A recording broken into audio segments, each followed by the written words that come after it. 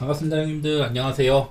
이제 오늘도 해외 축구와 그리고 이제 유로 바스켓 이렇게 두 가지 종목 미리 좀 녹화해가지고 영상 올려드리도록 하겠습니다. 이번에도 좀 여러분들이 좀 더 이해를 편하게 하기 위해서 이렇게 좀 간략하게 어떤 특징들이 있는지 제 나름대로의 이런 좀 제 데이터 베이스와 지난 뭐 국가대항전에서의 모습들 그런 것들 기반으로 좀 삼은 거니까 참고해서 봐주시면 좋겠습니다.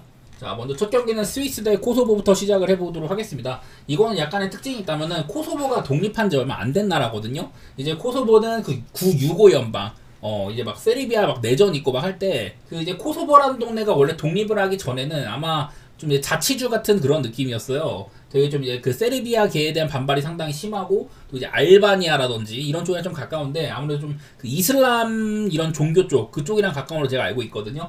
그래서 우리가 좀 알고 있는 뭐 세르당 샤킬이라든지 뭐 그라니트 자카 이런 친구들이 다 스위스에서 뛰죠. 전부 이렇게 좀 코소보계 혈통이라고 할 수가 있습니다. 여기 이제 코소보 대표팀이 처음 나왔을 때 스위스 국적의 이런 선수들이 국적 회복을 한 선수들이 상당히 많았었거든요. 뭐 어쨌든 그런 것들이 좀 있다는 거를 먼저 얘기를 해야 되는데 여기서 의외로 조금 다루고 싶은 거는 뭐였냐면은 양 팀이 상대 전적이 대부분이 좀 최근입니다. 22년, 23년에 만났었고 뭐 유로 예선에서도 만난 적이 있는데 세 개가 좀 진지하게 붙은 경기인데도 양 팀이 이렇게 좀 뭐 상징적상으로는 무승부가 많았다는 거. 보통 이제 스위스가 당연히 좀 위급이기는 하죠. 근데 그럼에도 불구하고 코소보가 꽤나 잘 비볐다. 사실 근데 코소보의 이런 뭐 네이션스 리그에서의 흐름이라든지 유로 예선, 월드컵 예선 이런 데서는 사실 크게 보여준 게 많지는 않아요. 그리고 개인적으로는 저는 이제 스위스가 지금도 이제 그 이전 세대 선수들이 많이 있기는 합니다만은 노쇠화가 슬슬 이제 우려될 시점이기도 하죠. 그래서 뭐 여전히 뭐 잘 뛰고는 있던데 그런 것들이 좀 걱정되는 양상이 약간은 있다. 이런 것 좀 생각해야 될 것 같아서 제 개인적인 생각은 이 경기는 스위스의 햄무? 아까 봤던 것처럼 막 무승부가 3경기 연속으로 나왔는데 그거보다는 그래도 홈팀인 스위스가 좀 더 유리할 만하다. 그런 생각은 드는 것 같더라고요. 자, 다음으로는 아이슬란드 대 아제르바이잔 경기가 있습니다. 자, 일단은 이거는 먼저 이동거리를 좀 얘기를 해야 될 것 같아요. 그 이제 아제르바이잔이 원래 유럽 내에서 가장 그 이제 국가 간 이동거리가 먼 그런 지역이었었거든요. 근데 이제 뭐 카자흐스탄이 가장 멀고 아제르바이잔의 바쿠, 지옥의 바쿠 원정이라는 말도 있습니다. 그런 나라인 셈인데, 근데 아이슬란드도 반대로 여기도 되게 상당히 먼 지역이잖아요. 그러면은 오늘은 아이슬란드의 홈이다. 이러면 아제르바이잔이 역으로 원정에서 크게 또 고생할 수도 있다는 소리가 되기도 합니다. 지금 이제 아이슬란드도 사실은 지난 몇 년 동안 옛날에 뭐 이제 아이두르 구두요센의 시대라든지 이후에 또 이제 뭐 길피 시그루도센의 시대라든지 이런 시기가 있었을 때는 뭐 좀 잘 나갔습니다만은 그 이후로는 좀 잊혀졌었잖아요. 2016년 뭐 이때 이후로는. 근데 그러다가 요즘 들어서 또 이제 그비드미손이 등장을 하기도 하면서 나름대로 공격의 활기가 조금 돌면서 살아나고 있기는 합니다. 그래서 이거는 사실 아제르바이잔이 딱히 뭐 축구적으로는 이런 좀 환경적인 요인들 그거 말고는 나세울 게 많이 없는 팀이거든요. 제가 몇 번 이런 거 상으로도 아제르바이잔은 그렇게 높이 칠 건 없을 것 같다. 뭐 아이슬란드도 그렇게 높이 평가하지는 않기는 해요. 뭐 이 정도 위치니까 사실 차이가 크지는 않다고 볼 수 있는데 어쨌든 제 관점에서 한 2단계 정도는 차이가 나는 것 같다. 이런 것들도 있고 비교적 아이슬란드의 요즘 뭐 행태 같은 것들은 나쁘지 않다고 생각을 해가지고 사실 뭐 배당은 좀 별로일 것 같아요. 아이슬란드의 승리나 마헨 뭐 그 정도는 바라보도록 하겠습니다.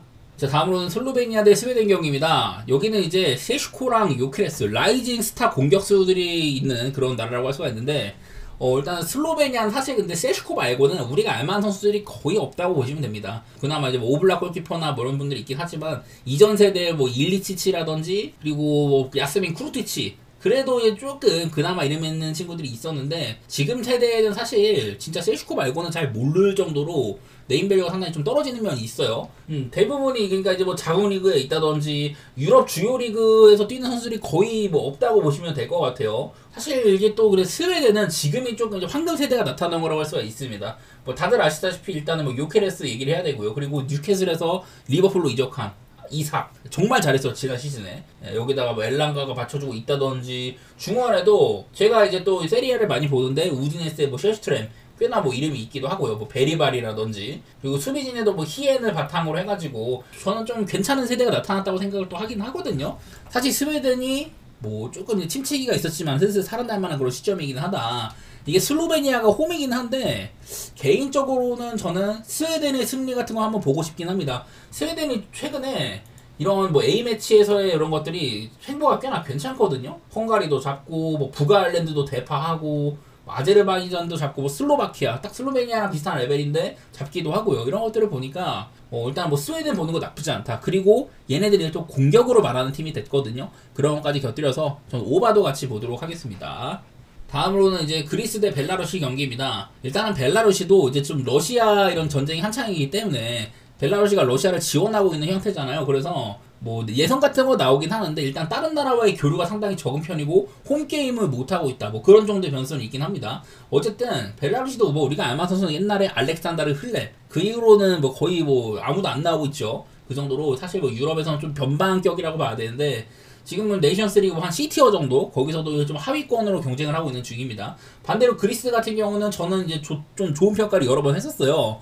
나는 그리스가 경기를 봐도 그렇고 유로 예선에서도 뭐 네덜란드라든지 프랑스 이런 팀들과 같은 조에서도 꽤나 뭐 경쟁력이 있었다 그런 얘기들을 하면서 그리스가 좀 잘한다는 얘기를 했었는데 그런 것들이 계속해서 이어지고 있기도 하죠. 그리스가 이제 뭐 네이션스 리그에서도 좀 상위권 레벨에서 잘 경쟁을 한다든지 얼마 전에는 잉글랜드 상대로도 막 좋은 경기라고 그랬잖아요.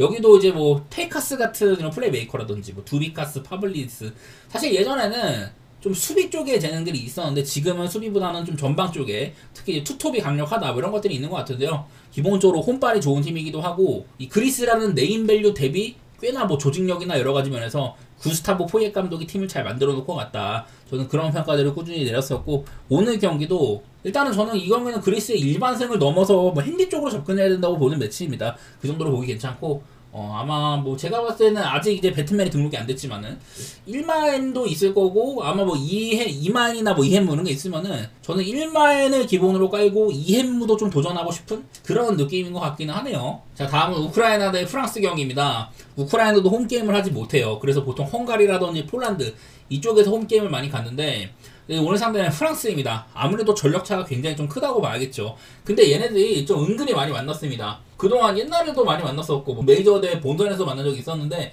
가장 최근에 이제 유로 예선에서 같은 조였었습니다. 근데 그때 전부 다 프랑스랑 우크라이나가 이렇게 두 번이나 비겼었거든요.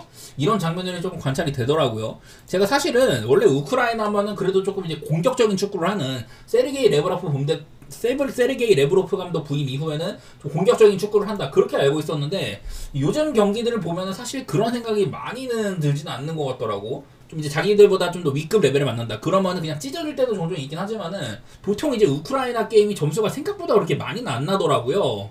그래서 이 경기가 2.5를 받을지 3.5를 받을지는 모르겠는데 제가 만약에 이거를 뭐 3.5를 준다 그러면은 뭐 언더 같은 거는 좀 눌러봄직한 것 같고 뭐 2.5면은 그냥 뭐 패스하면 될 것 같고요. 여기는 제가 아까 맞대결 상으로는 무승부가 되게 많았다고 했지만은 프랑스도 사실 되게 오락가락하긴 합니다. 지금 뭔가 아래 팀들을 확실히 못 잡는 모습이라든지 좀 상위권 레벨에서도 생각만큼 경기력이 안 나온다든지 뭐 이런 것들이 있긴 한데 저라면은 그냥 뭐 프랑스의 햄무? 그 정도는 좀 봄직 싶어요. 그러니까 이것도 프랑스가 뭔가 대량 학살을 할 거다. 저는 그 정도 가능성은 그렇게까지 뭐 긍정적이진 않습니다. 자, 그리고 다음으로는 페루제도 대 크로아티아 경기입니다. 사실 이거는 그냥 경기 편차가 되게 심하다고 할 수가 있어요. 당연히 크로아티아가 크게 앞설 만한 매치다. 최근에 뭐 A매치 같은 거 보면 특히나 크로아티아가 저번에 월드컵 예선에서 체코 만났을 때 그리고 지브롤터 이게 지브롤터는 굉장히 약팀이 맞는데 체코는 그 정도 레벨이 아닌데도 크로아티아가 굉장히 많이 뺐었거든요. 이런 것들을 보니까 이게 크로아티아의 레벨로가 장난이 아니구나 뭐 그런 생각들이 조금 들더라고요. 이제 한 세대가 이미 저물었습니다. 그전 세대에 이제 뭐 모드리치 곁을 지키던 뭐 라키티치라든지 브로조비치 전부 다 떨어져 나가고 만주키치 은퇴하고 페리치도 좀 있으면 은퇴할 텐데 근데 이랬는데도 근데 이상하게 크로아티아가 명맥을 잘 유지를 하고 있어요. 뭐 걸출한 공격수가 나오는 것도 아니고 이러고 있는데 생각보다 좀 잘 굴러가고 있습니다. 이런 것들이 보이는지라 가지고 그래서 일단은 크로아티아의 전력이 지금 시점에서는 특히나 최근에는 괜찮은 것 같다. 심지어 막 프랑스랑도 이렇게 좀 잘 싸워가는 모습들이 있다 보니까 그리고 이제 페루제도는 사실 저는 제 관점에서는 페루제도가 얘네들 경쟁력이 없지는 않습니다.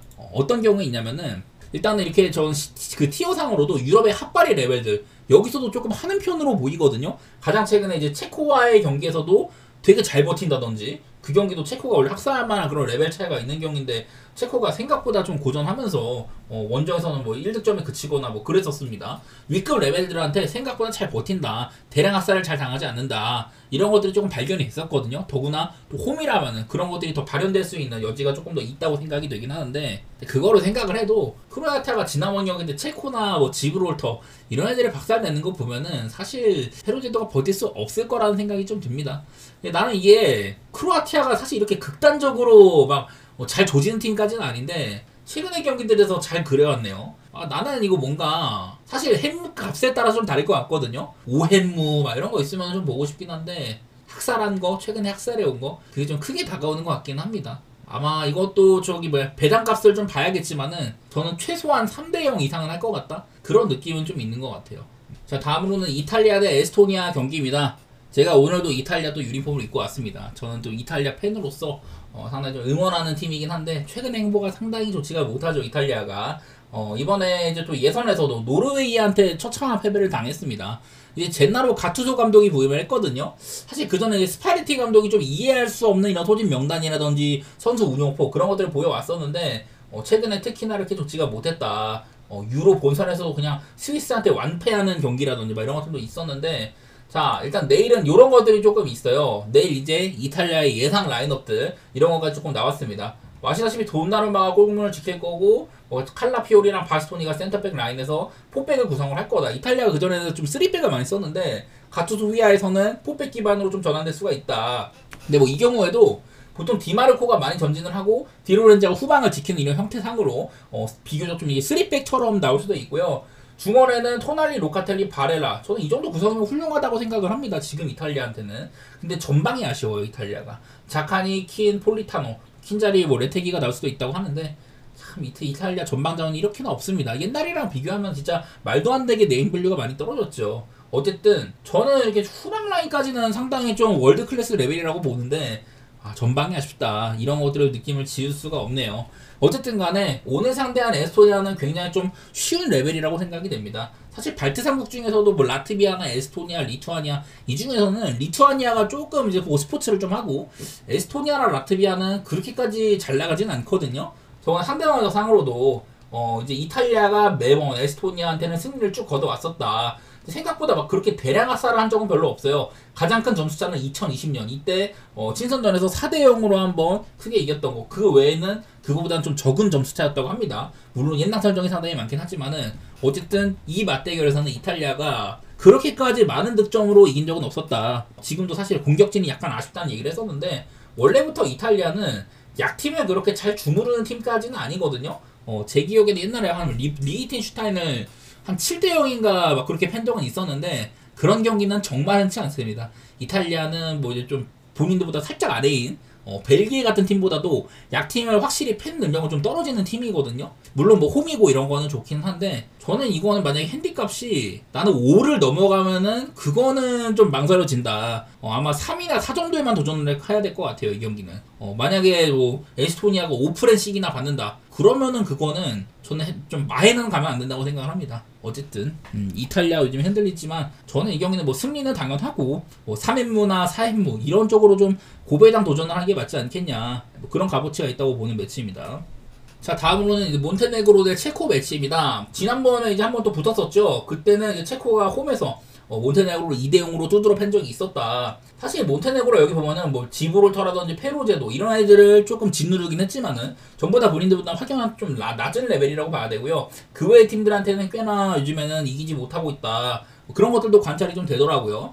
사실 체코는 따지보면 지금 뭐 많이 이기긴 했는데 마찬가지로 지브롤터나 뭐 페루제도, 몰도바 본인들보다 아래급 레벨 많이 이긴 거라고 할 수가 있겠습니다. 크로아티아한테 제대로 이렇게 서울 정리를 당하는 모습도 있긴 했더라. 그만큼 체코는 조금 뻣뻣한 팀이긴 하거든요. 그래서 이게 몬테네그로 대 체코, 물론 체코가 조금 더 앞서는 부분이 있겠지만은 체코는 저는 되게 좀 뻣뻣한 팀이라고 생각을 합니다. 지난 이제 네이션스 리그에서 비슷한 체급이랑 붙었을 때는 그래도 뭐 알바니아나 뭐 슬로베니아 그때 뭐 조지아였나? 뭐 그렇게 같은 조였는데 거기서는 그래도 뭐 어느 정도 좀 하는 모습이 있긴 했었어요. 그래서 뭔가 이게 좀 뭐 결이 크게 있진 않지만은 그래도 몬테네그로보다는 위체급으로 봐야 되고 여기도 상대 전적상으로는 모든 맞대결에서 체코가 몬테네그로를 매번 찍어 눌렀다. 6대 0으로 상대적이 앞서가는 것도 있기도 하거든요. 홈이든 원정이든 간에. 그래서 그냥 사실 여기 보면은 2023년 이쯤에는 체코가 상당히 꿀을 빨기 좋은 시기였었거든요. 이때는 막 몬테네그로 원정이면은 한 배당이 한 1점대 후반에서 2점대까지 나오는 막 그런 정도였는데 아마 지금은 이렇게까지 배당을 잘 받을 것 같지는 않아요. 좀 양보를 하자면 지금 저는 이때만큼 체코가 좋지는 않다고 생각을 해가지고 원정이어도 체코의 햄물을 좀 우선시하고 그 다음으로 서브로 무승부를 보는 고배당 볼만한 매치인 것 같긴 합니다. 체코가 홈처럼 이렇게 막 2대 0으로 여유있게 패지는 못할 것 같네요. 자, 다음은 이제 몰도바 대 이스라엘입니다. 글쎄 이게 이스라엘이 조금 저평가를 받는 팀이긴 하거든요. 그래서 아마 내가 봤을 때는 이스라엘이 막 1.2나 뭐 1.3 이런 배당을 받을 것 같진 않아. 못해도 1.4나 5 정도를 받을 것 같은데 저는 그 정도면 이스라엘의 배당이 좀 괜찮다고 보거든요. 근데 이스라엘은 지난번에 이제 그 네이션스 리그에서 리그 A에 올라가 있는 팀 중에 보스니아랑 이스라엘은 사실 네이션스 리그 A에 있을 만한 레벨이 아니다. 그런 말씀을 드렸었는데 보스니아는 그냥 완전 험악하게 개발렸고요. 이스라엘은 이탈리아, 프랑스, 벨기에가 있는 조에서도 사실 아마 벨기에보다 순위가 높았나 그랬을 거예요. 이스라엘은 본인들의 실력으로 증명한 바가 있는 팀이다. 아마 모든 경기에서 한 골인가 넣었나? 뭐 그랬었던 기억도 있습니다. 이탈리아나 프랑스한테조차 뭐 원정에서도 전부 다 한 골씩은 넣는 저력은 발휘해줘 왔다. 그래갖고 저는 이스라엘을 조금 높이 평가하는 편이거든요. 제가 또 이탈리아를 좋아하기 때문에 이스라엘이랑 뭐 직접 붙는 것도 봤었고 얘네가 얼마나 좀 끈덕친지 그런 것들 많이 봐왔었는데 이렇게 뭐 노르웨이한테도 4대 2까지 비빈다고 하면 확실히 이스라엘은 몰도바랑 비교할 체급은 아닌 걸로 생각이 됩니다. 제가 이렇게 좀 조사를 하는 이런 티오표 상으로도 일단 오늘 만나는 몰도바는요, 원래 몰도바가 그래도 여기 라인업 중에서는 비슷한 이런 라인업 중에서는 국가적인 이런 좀 체급이 있는 나라거든요. 그래도 한 인구가 200만 가까이는 되기도 하고 그런 건 있어요. 막 셰리프라는 그래도 좀 유럽 대항전에 나가는 팀이 좀 있기도 하고 막 그런 건 있었는데 그거를 감안하더라도 요즘엔 좀 많이 처져 있습니다. 경기력적으로 사실 뭐 거둬들인 바가 거의 없다. 심지어 요즘에는 아예 뭐 승리가 없는 수준이거든요. 최근 들어서는 아예 뭐 좀 본인들보다 위급을 만나든 아래급을 만나든 에스토니아한테까지 막 지기도 하고 승리가 거의 뭐 없는 수준이에요. 페루 제도라든지 뭐 폴란드 만나서 이겼다 이때 유로 예선에서 뭐 이런 거 있긴 하지만은 이건 정말 뽀록이라고 할 수가 있고 좀 이제 비슷한 체급한테도 많이 좀 이제 승리를 합당할 수 없는 그런 느낌인데 반대로 이제 이스라엘 같은 경우는 제가 여기다 배치를 했었어요. 나는 이 정도의 좀 격차면은 이거는 유의미한 차이가 있다. 그래서 나는 몰도바 원정이라고 할지라도 이스라엘이 저는 좀 잘할 걸로 보이거든요. 사실 헨슨까지는 잘 모르겠어. 왜냐면 이스라엘도 공격면에서 큰 믿음을 줄 만한 우리가 알고 있는 선수가 별로 없을 겁니다. 아마 솔로몬 정도? 그런 친구들밖에 없는 걸로 알고 있기도 하고 과연 공격면에서 이스라엘이 얼마나 좀 확답을 해줄 수 있냐 그런 것들은 조금 애매한지라 저는 그냥 배당이 1.5 넣으면은 그냥 일반 승으로 족할 만하다 그런 생각이 들고요. 다음으로 이제 덴마크 대 스코틀랜드 경기입니다. 덴마크는 네이션스 리그 A 단골이죠. 그리고 스코틀랜드는 뭔가 A랑 B의 경계에 있는 그런 팀이다. 이제 좀 메이저 대회에서도 덴마크 정도의 팀이면은 그래도 조별리그를 탈출하고 토너먼트에 갈 만한 팀. 스코틀랜드는 딱 이제 조별리그 3위 정도? 딱 그 정도 레벨에 있는 팀이라고 할 수가 있거든요. 그 정도의 좀 이제 미세한 격차가 있다. 그러니까 덴마크가 조금 더 윗대접을 받는 건 맞는 것 같아요. 그러다 보니 제가 이렇게 좀 조사하는 TF표 상으로도 스코틀랜드는 저는 BTO에 가장 지금 윗자락에 놨습니다. 경기력이 없지는 않아요, 얘네들이 충분히. 그건 맞는데, 근데 보니까 뭐 아이슬란드한테도 닦이고, 뭐 그리스한테도 닦이고, 막 이런 거 보면은 얘네들이 그렇게까지 막 높이 평가는 없는 것 같아. 그리고 오늘 이제 덴마크는 저는 여기까지 놨는데, 덴마크는 지금 벨기에가 좀 많이 쳐져 있잖아요. 벨기에보다도 나은 팀이라고 생각이 됩니다. 이런 좀 메이저 대회 이제 1라운드를 통과할 수 있는 그런 저력이 있는 팀이다. 어느 정도 좀 이제 보장된 팀이라고 보고 있거든요. 거기에 대한 이런 근거는 덴마크는 홈발이 상당히 많이 있는 팀입니다. 사실 이게 제가 이제 원래 이제 분석을 위해서 이용하던 사이트인데 이게 리뉴얼 돼가지고 참 보기 불편하게 바뀌었어요. 이게 중간중간 보면 막 누락돼 있는 것도 있고 이런데 어쨌든 지난 몇 년 동안 이제 덴마크의 홈 성적을 보면은 뭐 이제 홈 성적 전부 다 나오는 게 홈 성적 기준입니다. 스페인한테 한번 진 적이 있는데 이게 그동안 정말 오랜 기간 동안 뭐 이제 2022년 이때 크로아티아 한번 졌었었고 패배를 잘 안 당하는데 스페인한테 간만에 당했다 뭐 이런 얘기라고 할 수가 있을 것 같아요. 그 사이에는 뭐 약팀도 많았었고 뭐 세르비아라든지 뭐 오스트리아도 여러 번 잡기도 하고 프랑스도 심지어 맞게 아마 이겼었죠. 이런 것들도 막 있고 한데 어쨌든 덴마크는 확실한 운발을 이렇게 좀 자랑하는 팀이기도 하다. 저는 그런 게 있어가지고 분명히 스코틀랜드와 까다로운 팀은 맞는데 어쨌든 저는 덴마크가 조금 더 위에 있다고 보고 그거를 지탱하는 가장 큰 이런 요인 중에 하나가 덴마크의 홈빨이다. 그리고 스코틀랜드도 피지컬적인 축구 그런 거 말고는 사실 세련됐다고 보이지는 않거든요. 그런 것들을 보고 나니까 저는 그냥 덴마크가 조금 더 나은 것 같다. 네, 뭐 그런 정도의 생각은 해봤던 것 같네요. 이것도 뭐 덴마크가 홈이니까 뭐 저는 승까지는 깔고 갈 것 같아요. 사실 이거는 무승부 내다보는 것보다 덴마크가 몇 대 몇으로 이길까. 그러니까 얘네들이 종종 이제 막 2대0 같은 경기를 할 때가 있어요. 사실 막 공격면에서 엄청 막 세련돼 있다 그런 생각까지는 안 드는데 뭐 햄무라든지 마엔에서 골라가 되는 매치라고 생각을 합니다. 개인적으로는 진짜 이거는 좀 판단하기 어려운데 어쨌든 덴마크의 승리 가능성 저는 그거는 좀 괜찮게 보도록 하겠습니다. 만약에 덴마크의 일반승 배당이 뭐 한 1.7 이상 나온다? 그러면 그냥 일반승으로도 충분할 것 같기는 하네요. 언더 같은 것도 나쁘지 않고 스타일상으로는.